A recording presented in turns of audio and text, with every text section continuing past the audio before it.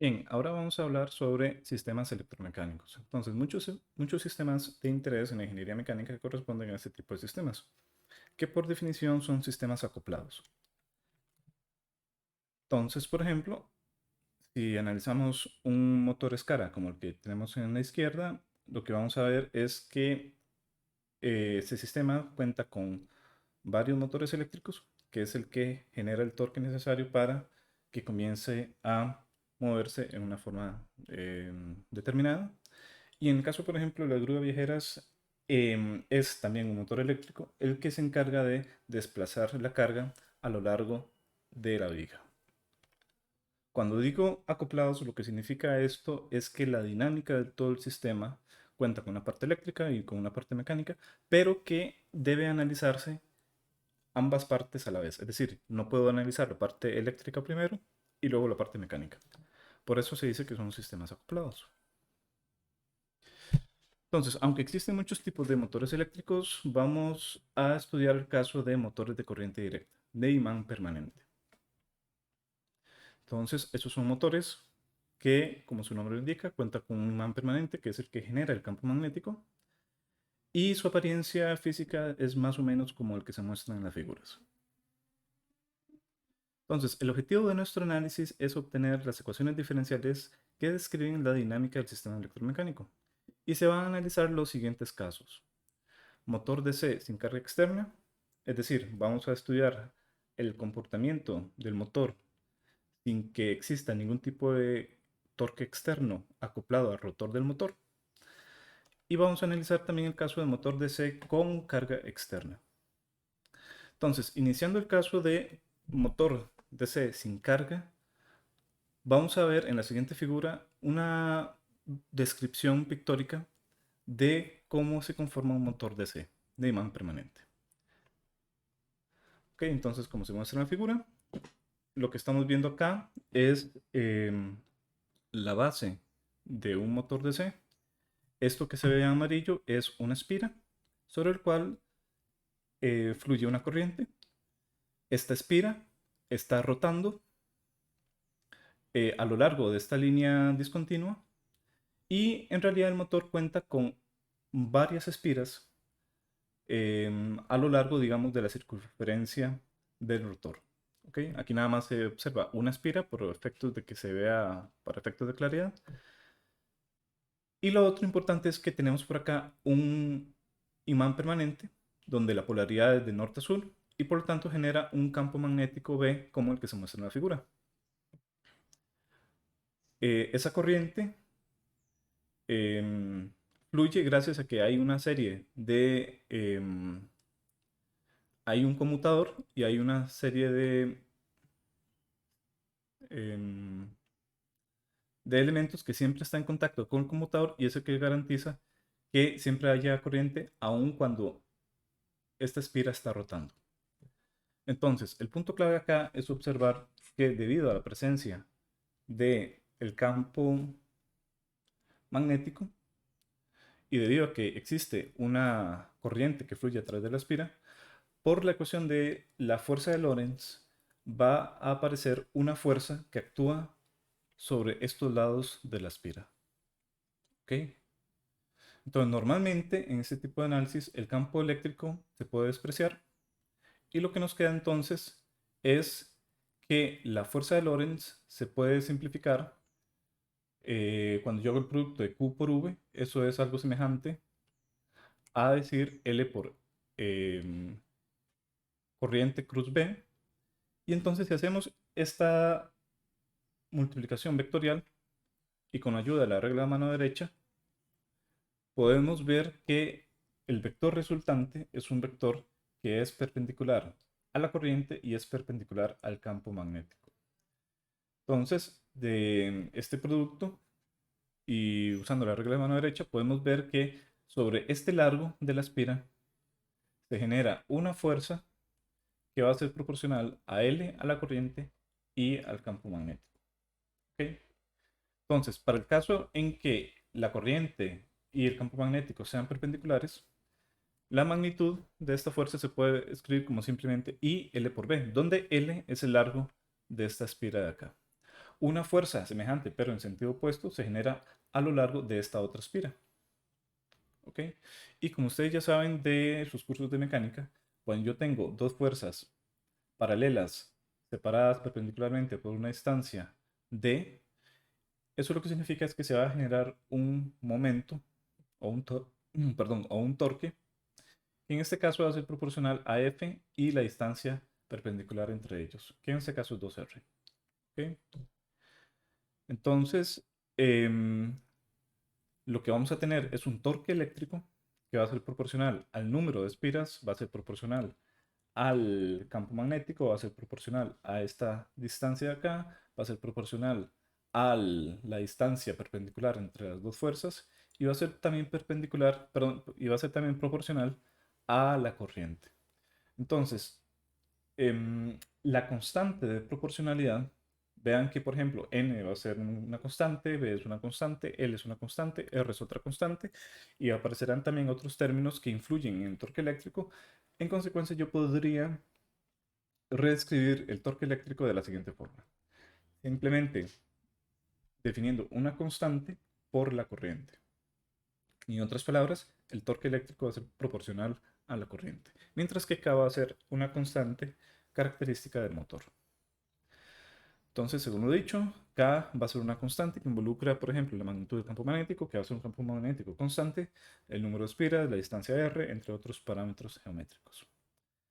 Asimismo, cuando las espiras ya están girando, se genera una fuerza contraelectromotriz, el cual se puede entender analizando la siguiente figura. Entonces, en el momento en que esta espira comienza a rotar angularmente con respecto a esta línea punteada, ¿ok? Entonces, las cargas que están a lo largo de esas espiras van a experimentar un movimiento debido a la velocidad tangencial de estas espiras de acá. ¿Ok? Entonces, nuevamente, por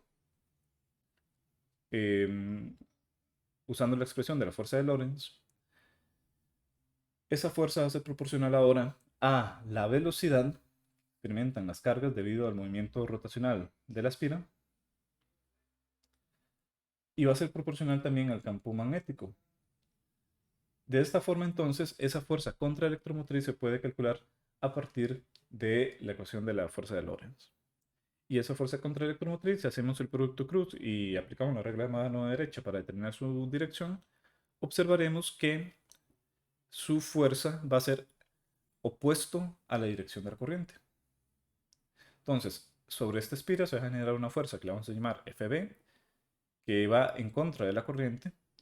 Y en esta otra espira vamos a tener otra fuerza que en este caso también va a ser en contra de la corriente y por lo tanto apunta en la dirección que se muestra en la figura. Nuevamente tenemos una fuerza o dos fuerzas de igual magnitud separadas por una distancia perpendicular de 2R y por lo tanto vamos a tener un torque contraelectromotriz que en este caso va a ser proporcional al número de espiras, a las distancias R y L, va a ser proporcional también al campo magnético. Y en este caso, vean que la velocidad que experimentan las cargas a lo largo de esta espira va a ser proporcional a la velocidad angular del rotor. Es decir, va a ser proporcional a zeta punto. Entonces, nuevamente, como hicimos en el caso anterior, este torque contraelectromotriz lo podríamos expresar como una constante multiplicada por la velocidad angular zeta punto. Ahora, si analizamos propiamente el circuito eléctrico de este sistema, vamos a obtener lo siguiente. Entonces, tenemos una fuente, tenemos una serie de espiras que están enrollados a lo largo de todo el rotor y por lo tanto va a representar o va a tener presente una cierta resistencia y debido al número de espiras vamos a tener una inductancia. ¿Ok? Por esta otra parte, vamos a tener un voltaje contra electromotriz que lo vamos a representar como si fuera variable en el tiempo y como si fuera dependiente de zeta punto. Así entonces, al aplicar la ley de mallas, vamos a obtener la siguiente ecuación. Vamos a tener la fuente, vamos a tener el producto de R por I, que es la diferencia potencial en la resistencia, vamos a tener el producto de L y la derivada de I con respecto a T, que va a ser la diferencia potencial en el inductor, y vamos a tener por acá el producto de KB por zeta punto igual a 0. ¿Ok? Donde zeta punto es la velocidad angular del rotor. Acá se hace entonces evidente que existe un acoplamiento entre la parte eléctrica y la parte mecánica del sistema.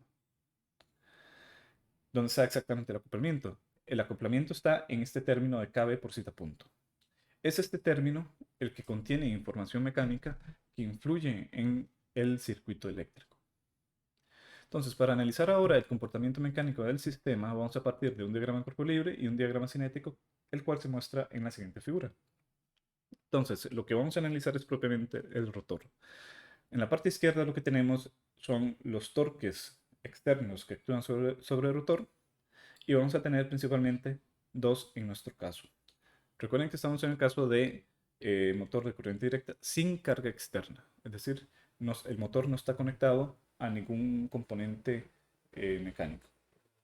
Entonces, los torques que vamos a tener van a ser el torque eléctrico, que es el que genera propiamente el motor, y vamos a tener un torque de amortiguamiento, que es el generado por la fricción y amortiguamiento entre las partes mecánicas y va a ser proporcional a un C sub zeta y a un zeta punto. ¿De acuerdo?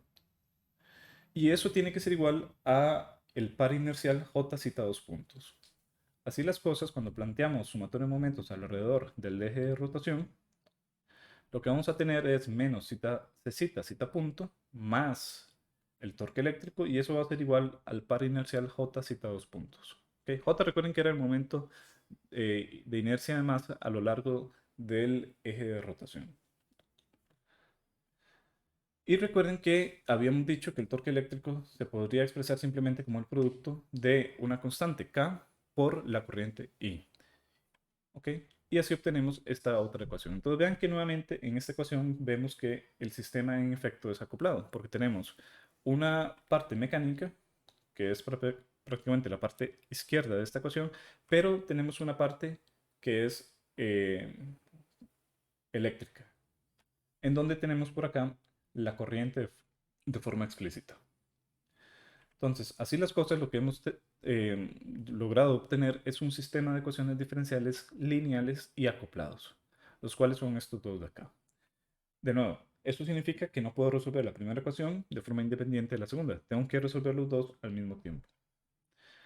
Si ahora defino omega como zeta punto, podemos reescribir el sistema anterior como simplemente R por I por más L por DI de T más KB por omega igual a la entrada de la fuente del circuito. Y en la segunda ecuación, dado que estamos usando omega igual zeta punto, lo que vamos a tener es J por omega punto más T sub zeta por omega igual a K por I. Entonces, esto es un sistema de ecuaciones diferenciales lineales e invariantes en el tiempo. Entonces, como es invariante en el tiempo, esto ya sugiere que podemos usar lo que hemos venido estudiando, que es, por ejemplo, la función transferencia, y podemos usar, si queremos, otros enfoques como, por ejemplo, modelado en espacio de estados. Entonces, vamos a aplicar la transformada de Laplace, considerando condiciones iniciales iguales a 0, y el resultado que tenemos es el siguiente. Aquí vale la pena observar que el i es una función de tiempo, omega es una función de tiempo, en este caso la entrada a la fuente también es una función de tiempo, y en consecuencia, cuando aplicamos la transformada de Laplace, tomando condiciones iniciales iguales a 0, lo que vamos a tener es simplemente R por I de S, más aquí lo que teníamos era la primera derivada de la corriente con respecto al tiempo, por lo tanto su transformada de Laplace va a ser S I de S, por lo tanto lo que tenemos es L por S I de S, más KB S omega mayúscula de S, porque aquí lo que teníamos era un omega punto.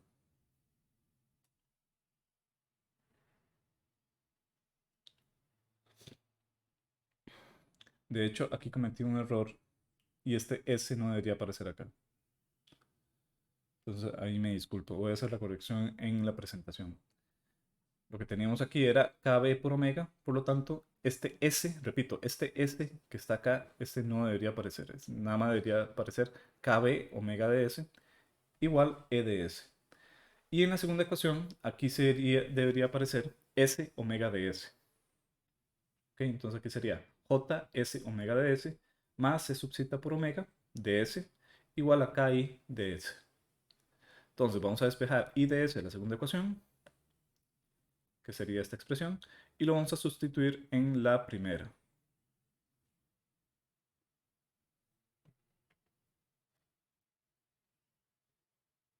Así entonces obtenemos la siguiente función transferencia.